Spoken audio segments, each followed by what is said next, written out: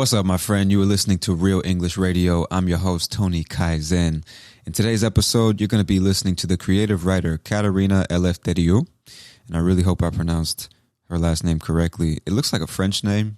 She's from Toronto, Canada. And I know there's like a nice mixture of, what would you call it? It's like French-Canadian culture. Some people speak English. Most people speak French in that part of Canada. If I'm not mistaken, that's what it is. So I'm sure that's why she has the French-looking name. I just don't know how to pronounce it correctly. But that has nothing to do with this episode. So let's keep it moving. You're going to listen to Katerina speak about the concept of time and how it leads many of us to suffer from unnecessary stress and miss out on a lot of opportunities to be content with our lives. So I'm going to play the clip now, and then I'll be back to explain some of the things she said and leave you with a few things to think about. All right. And before we get started, if you want to read a transcript and a vocabulary guide for this episode, or if you just want to support the show, you can click the link in the description, go to my Patreon page, and become a supporter of the show. Level 2 supporters get access to the bonus learning materials for each episode. All right. So let's get started.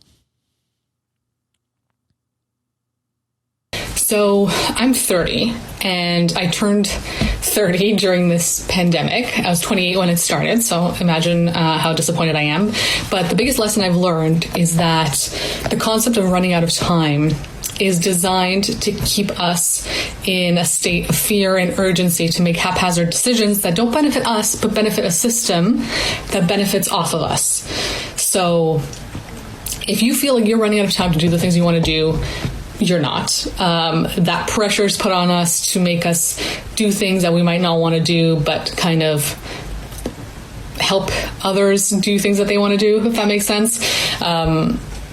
I'm 30 again, and I've only just learned what I want to do with the rest of my life. And before that point, when I was forcing myself to do things I didn't like to do, I felt like time was completely running out. I felt by 30 things were over. And now I'm realizing like, oh, I actually have so much life to live still to do the things I actually want to do that it's crazy that I ever thought that way before. So if you're in that state, if you feel like that, just know that your fear of time running out is not yours. It's someone else's. Someone else put that fear on you. So hopefully try not to stress too much about it. All right, my friend. Again, that was Katerina Eleftheriou from Toronto, Canada. You can actually find links to her content and all of her work in the description for this episode. And you can also listen to a conversation I had with her on the Tony Kaizen podcast just a few days ago. So I'll leave a link in the description for that as well. That was Katerina talking about the concept of time, right? This idea that, or this feeling, this sensation that many of us get as we approach our 30s and we feel like, oh, we're just running out of time. And I can't even say just young people, because I imagine it's the same for people in their 30s, 40s, 50s, 60s. We're just constantly feeling like there's not enough time to do all the things we wanted to do, right? So before we get deeper into that idea, I just want to explain some of the things that Katerina said during that clip, just to make sure everything is clear to you. So the first one, she said, I'm 30. And I just want you to remember that we use the verb to be when speaking about our age in English. Even some of the more experienced learners of English still make this mistake because of the way they speak in their native language, right? When it comes to daily conversations in English, there are only two ways we describe our age: the formal way and the informal way. So if you want to be a little more formal, you can say, I am 30 years old. But most people will just use the contracted form and say, I'm 30 years old. And the same goes for every other personal pronoun. You are 30 or you're 30.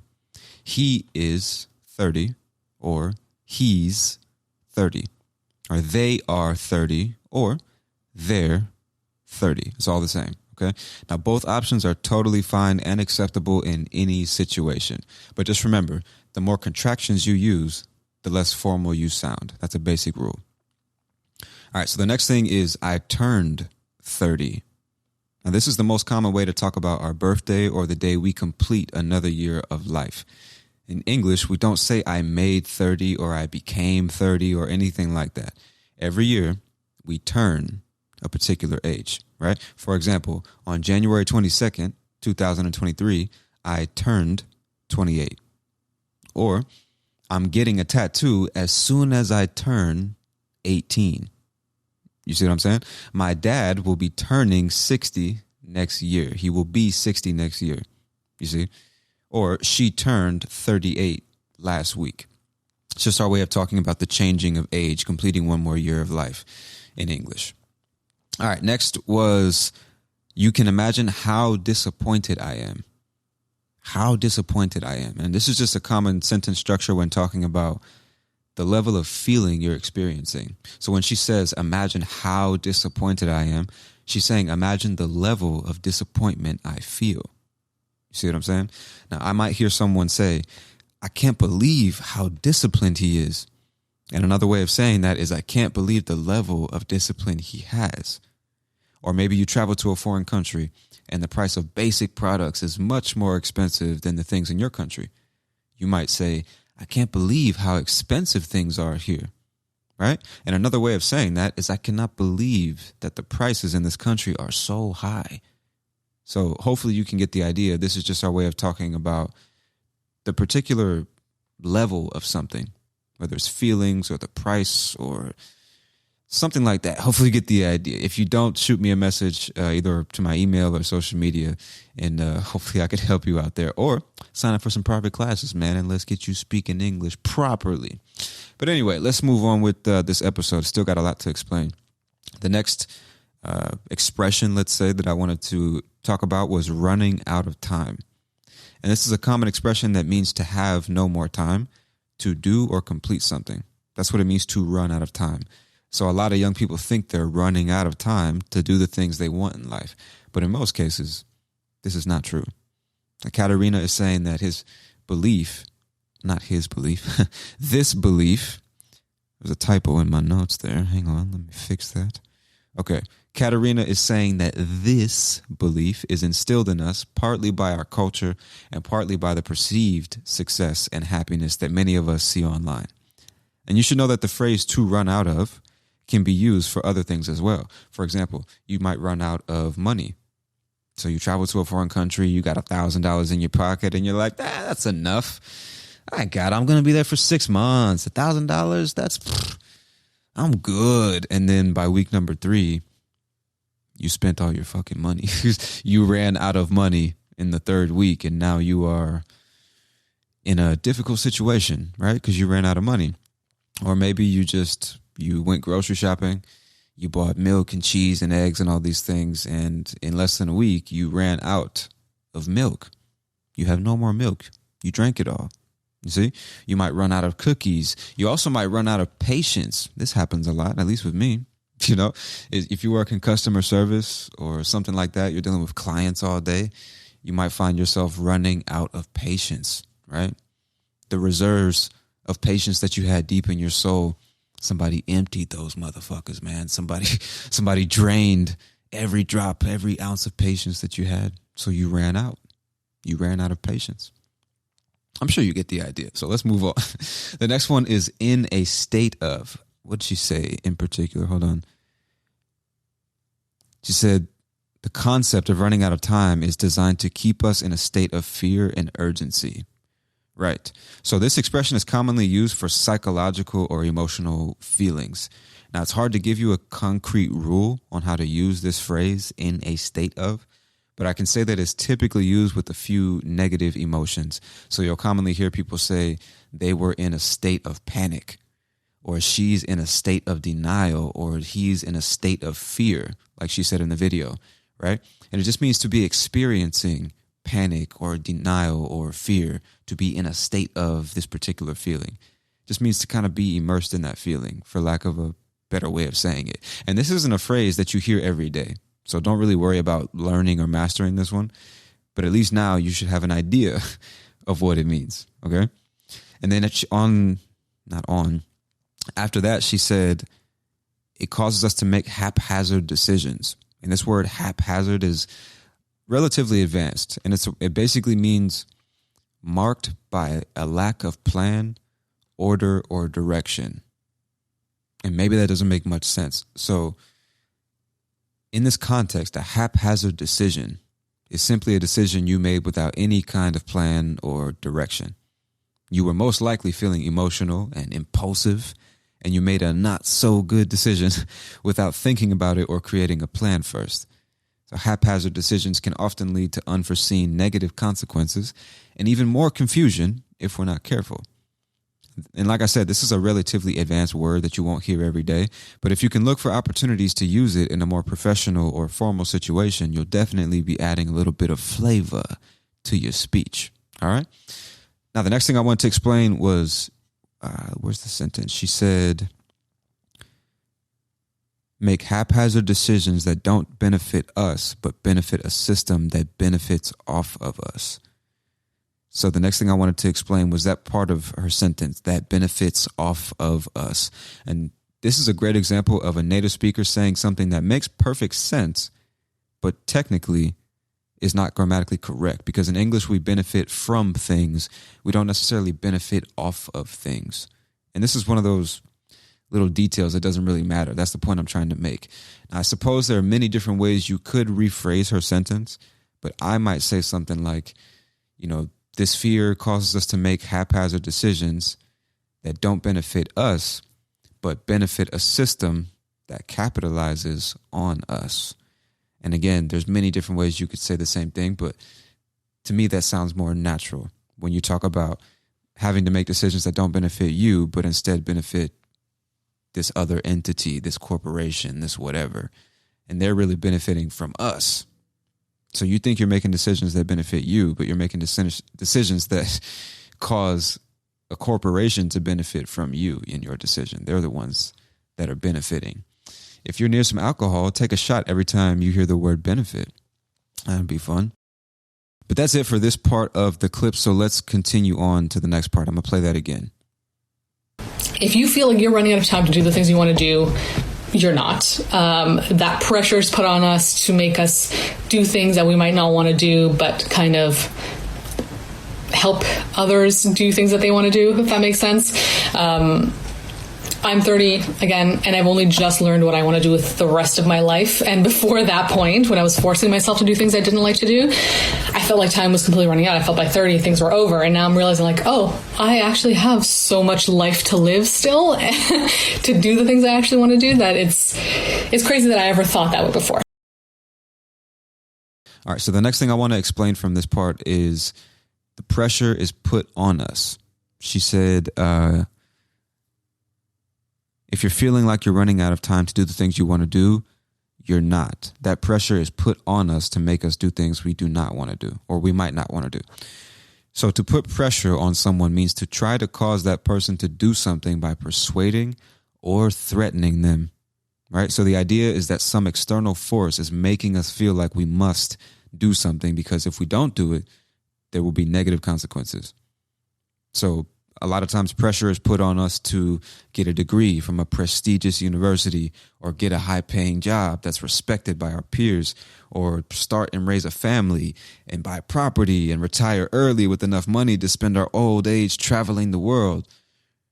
A lot of times pressure is put on us to achieve these, predetermined goals in life. Otherwise, we're not seen as successful. Otherwise, we're fucking losers. We're failures, right? And the unfortunate truth is that we often put that pressure on ourselves.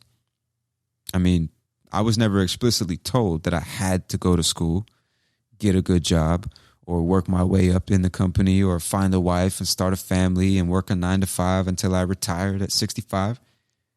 But when I was younger, I still subconsciously felt that I had to achieve some variation of that vision if I wanted to be considered successful. I didn't even know an alternative to that life path until I started talking to people from different places and watching people do amazing things online. So sometimes we're just unaware of the influence that our environments and social circles have on our beliefs, our goals, and our self-image, if that makes sense, which is the next thing I wanted to explain. After she was kind of elaborating on her idea of what she meant by this concept of running out of time and how that fear is kind of put in us by external forces, she said, if that makes sense, and maybe you didn't catch that, but this phrase is commonly used when people are explaining their way of thinking and they're not sure if what they said was understandable. They're not sure if you're following them. So I'm explaining X and Y and Z, if that makes sense. right? So it's the opinion or the explanation, and then right there at the end, they'll finish by saying, if that makes sense. And it's really just a way of checking to see if someone is following without asking them directly. You see what I'm saying? I really hope that makes sense. I'll just reiterate one more time. You're explaining something and you're not sure in your mind if what you're saying is clear, and you just finish by saying, if that makes sense. So this is what I think, and this is why I think it, if that makes sense. And then the person who's listening will most likely say, yeah, it makes sense, or no, it doesn't make sense, right? They just know you're checking to see if they're following you. If that makes sense. All right, so the next thing on the list is I've only just, let me go back to what she said. I'm 30 again, and I've only just learned what I want to do with the rest of my life. So this phrase is used to emphasize the fact that something has happened very recently. It also implies that you may believe it should have happened sooner than it did. For example, I'm 35 years old and I've only just started dating. I've only just started going out on dates with women. Now, dating is something that most people start doing at a much younger age. So one might expect a 35-year-old man to have dated people in the past. So when he says, I've only just started, he's emphasizing the fact that even though he was socially expected to start dating years ago, he started very recently. And you'll often hear the word just before a verb in the simple past tense, and it's just to emphasize that something has happened very recently. It's very, very common in English. For example, I just got home. It means I arrived at home very recently. Or you might hear somebody say, I just saw her yesterday. I just saw her. It feels like it was seconds ago, minutes ago. It was very recently, you see? Or I just told you not to do that. It hasn't even been 2 minutes. I just told you not to do that. Why the fuck are you doing it, bro? I just told you. You see what I'm saying? It's very common to put just before a verb in the simple past to emphasize that it happened very recently. Okay? All right. Now, in that next little part of the clip, there was nothing to explain, as she went on to say, before that point, I was forcing myself to do things, and I realized I have so much more time, and et cetera, et cetera. So then in the final part, there's a couple things I wanted to explain. So let me just play the entire second half of the clip, and then we'll go from there. So if you're in that state, if you feel like that, just know that your fear of time running out is not yours. It's someone else's. Someone else put that fear on you. So hopefully try not to stress too much about it. All right. So a couple things I wanted to explain from this part of the clip. The first one is put that fear on you. She said that fear of time running out is not yours. It's someone else's. Someone else put that fear on you. And this is similar to the other phrase we already heard, right? To put pressure on someone. And again, it just refers to the idea of someone trying to impose a particular thought or feeling on you so that you do something in particular. So somebody else tried to make you feel that fear so that you would then take a particular action. That's the idea she's trying to express, at least the way I see it. Okay. So the next thing was stress too much about it. She said, so hopefully try not to stress too much about it.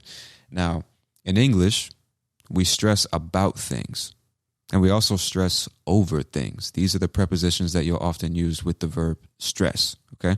So don't stress too much about it is the same thing as don't stress too much over it. Like, don't stress about it or don't stress over it. It's the same thing. So you might be stressing about your final exams at university. You might be stressing over your quarterly review at work. You might be stressing over your health issues. See what I'm saying? This is the way that we talk about stress. Or as Katarina said in the clip, you might find yourself stressing about the fact that you're almost 30 and you still haven't figured out exactly what you want to do with your life. But the key is to remember that you still have a lot of living to do, man. And even if you don't have many years left on this earth, it still makes no sense to dwell on the past and to rob yourself of joy here in the present by comparing yourself to other people. Neither one of those things makes sense. Even though they're extremely easy to do, it doesn't make sense to do them, right? Because it is easy. It's very easy to wallow in self-pity. It's easy to say that life isn't fair. It's easy to feel ashamed of yourself for not having accomplished anything remarkable in life. It's easy to punish yourself and keep reliving negative experiences and saying negative things to yourself, right? I'm a loser. I'm never going to do this. I haven't done that. Look at them. Look at everything they're doing and what they've got going on. Damn, I wish that was me. That should be me. All this negative nonsense. But how does that help? How does any of that, how does any of that help you get to a better place in life? It just doesn't. It just doesn't. All that time spent living in the past and worrying about the future would be much better spent here in the present moment, trying to make the present moment better, and even more importantly, the future better. You know what I'm saying? And this isn't something I'm saying because it sounds good. I'm not really into the motivational speaker shit. That's not really my style. And I don't even necessarily listen to that type of stuff. This is coming from somebody who can totally identify with what Katarina's saying in her video, which is, you get closer and closer to 30 and you feel like, you think, I'm supposed to be an adult now. I'm supposed to be established and stable and have this done and have those skills and these references and these experiences and this income and this house and blah, blah, blah.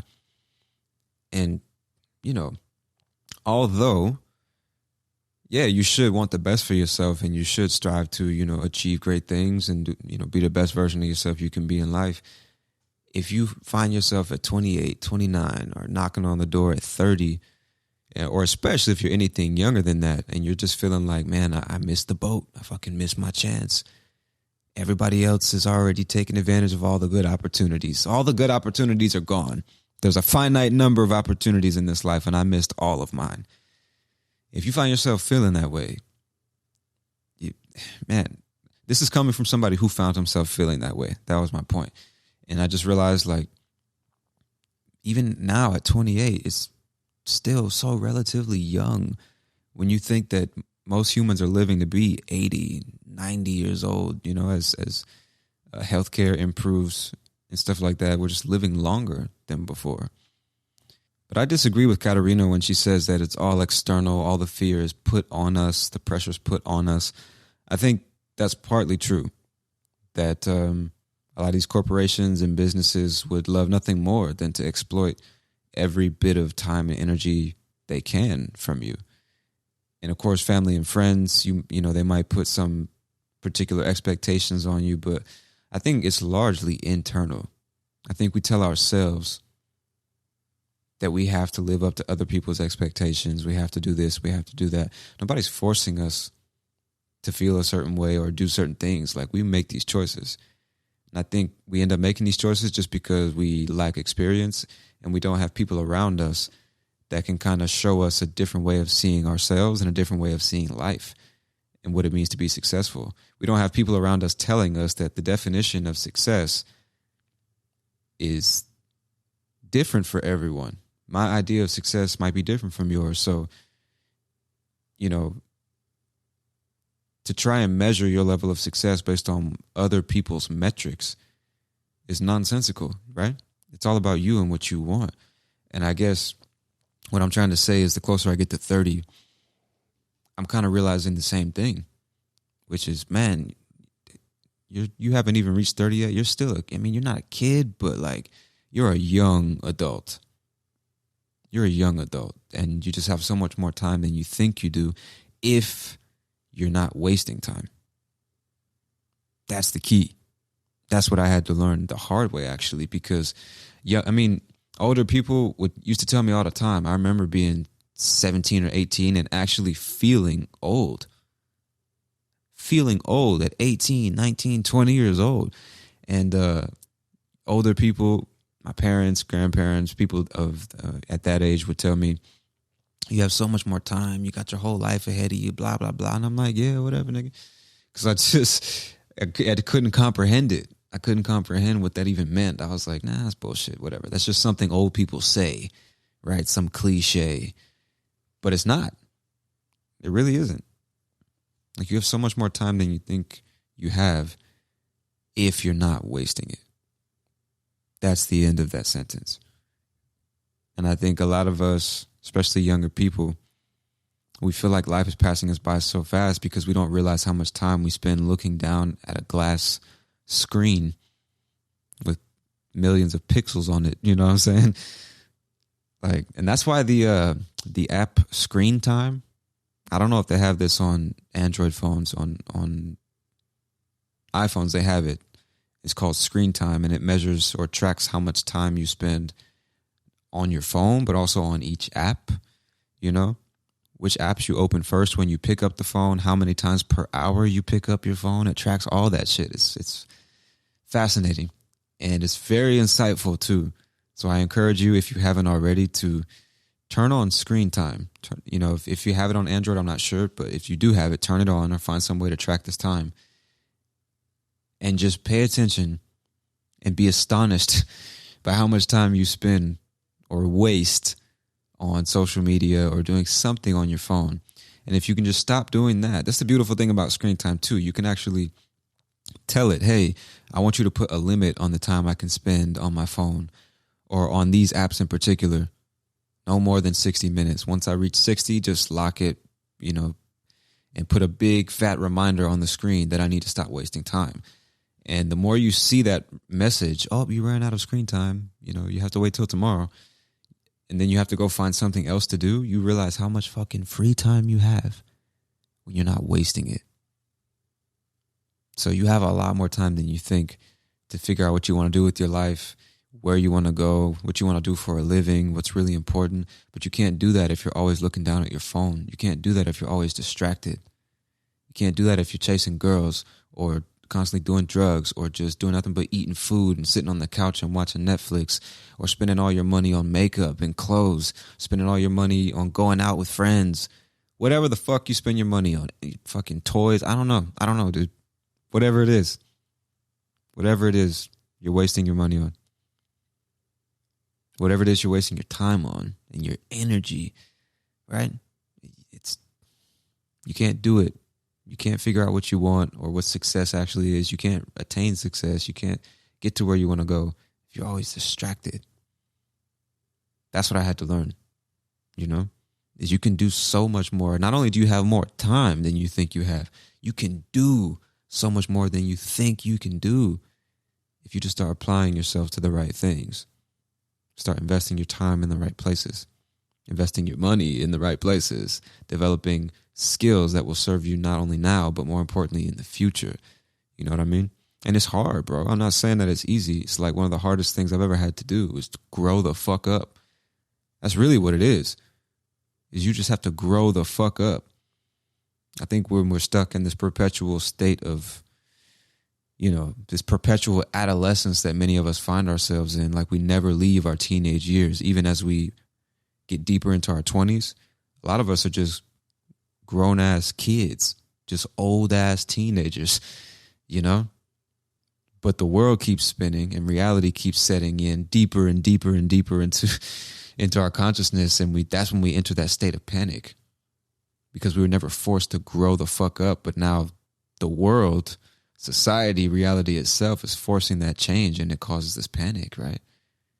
You were in this safe, comfortable place, this false sense of security, and then fucking somebody comes in and says, hey, bub, so we're going to destroy this building you've been living in for the past 25 years, and you're going to have to go build your own fucking house. Good luck. If your parents never taught you how to build anything, if your school or your friends never taught you how to build anything, you're just out there in the fucking wilderness, in the wild, and there's lions and tigers and bears. There's danger around every corner. How are you going to find food? Where are you going to sleep tonight? How do you stay warm? How do you clean yourself? I don't even know if this makes any fucking sense anymore. I'm just freestyling here. But the point is, you have a lot more time than you think, and you can do a lot more than you think once you stop allowing yourself to just be distracted. You know? Super important, bro. Super important. So, anyway, I'll end by leaving you with this. Try to take some time to understand where your time and energy and your money are going. And then ask yourself, are those things creating a better or worse future for me? Do these habits serve me, or are they slowly destroying me? That's the first thing I'd recommend. But then also, like, take some time to just be with yourself and figure out, what do I want to do? And not only that, but what am I good at? What skills does the market value that I could be paid for? How much money do I actually need to live my version of success? What is my version of success? These are all just questions that, I think it's really important to sit and think about, because if you don't figure out the answer to questions like those, you might just find yourself kind of doing what Katerina was talking about. You might find yourself doing things you don't want to do, but that you feel like you have to do because you have no other options. You know? You end up doing a lot of shit you don't want to do when you believe there's no other choice, right? I just think the more you educate yourself, the more experience you gain, the more things you try in terms of trying to be successful, the more skills you learn, the more, the stronger your network, the better you get at communicating to people, the better you get at saving and investing money, the better you get at intelligently using your time, the better chance you have, the more options you have in life. You know what I mean? So I guess that would be the takeaway from the entire thing is, first of all, calm down because you have more time than you think, and believe in yourself because you can do more than you think. But you've got to stop allowing yourself to be distracted. You've got to stop wasting time, and you've got to start learning, what do all successful people have in common? What are the traits they possess? What are the activities they all participate in? And then think, what is my ideal life? What is success for me? If nobody knew about my life and I would never hear about anybody else's opinions, what would success be? How much money do I really need? Where would I like to live? What kind of work would I like to be doing? And I just believe the more you invest in trying to realize that vision for yourself, the higher the chance you actually get there one day, as opposed to putting it off and going down some path you don't even want to go down just because you feel it's more secure, right? If you're under 28, this is the time to fuck up. This is the time to make mistakes, to experiment, to try different things. Because the older you get, it's just the way it is. The more responsibilities you have. A lot of people find themselves locked into relationships, marriages. They have kids that they weren't planning to have, or they take on a lot of debt, or they commit themselves to some university degree or whatever. And they're just, the older you get, the easier it is to find yourself locked into a particular lifestyle or job or relationship, and starting over, to me, is no big deal. There's nothing wrong with starting over, but the older you get, the more painful it feels. You know what I mean? Your mistakes aren't as forgivable when you're 30s, 40s, 50s, 60s. You know what I'm saying? So now is the time. If you're going to fail, it's like better to find that out sooner than later, right? So why not try now to get exactly what you want? Because that way, at least if you fail, at least you know now, well, at least I tried, genuinely tried, and it didn't work. And even then, you might just need to try a different way. But the point is, there's no reason to wait. Get out of the past. Nothing's happening there. It's never changing. Stop living in the future. It's not real until you realize it, right? Just focus on today, bro. You got more time than you think. There's so much more time than you think. And you'll realize that as soon as you stop wasting your time, all right? But anyway, I'm going to leave you with that, my friend. Hopefully this has given you plenty to think about. Hopefully this has given you lots of English to start using in your next conversation. This is Real English Radio. I'm your host, Tony Kaizen, and I'll talk to you soon. Peace.